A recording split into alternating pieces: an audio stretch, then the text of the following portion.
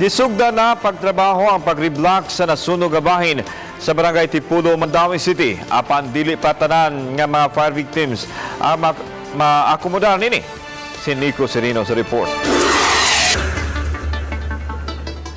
Nagpadayon ang gihimo nga clearing operation sa bahin sa sitio Maharlika, Barangay Tipolo nga naigo sa sunog. Gitap ang mga contractor aron mutambak og filling materials sa lugar. Patagon kini sa bulldozer aron mapatasan ang elevation.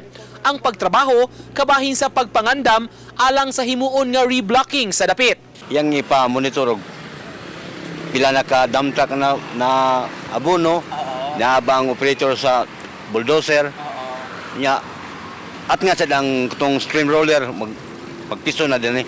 Giklaro hinuon sa Housing and Urban Development Office Conhudo nga ang government lot pa ang gitrabaho. Dili makahilabot ang syudad sa privately owned lots sa may Espina ug Basubas compound. Mubukas og kalsada ang syudad sa dapit na sunugan. Naghinahina na tawag butang og filling materials towards na sa reblocking process. Kay ang purpose na is makasud diretso ang atong mga bombero. So ang provision sa BP 220 kaning klaro ang daan, klaro ang sukod silang balay. Makignegosasyon pasab sila sa tag-iya sa pribado nga yuta.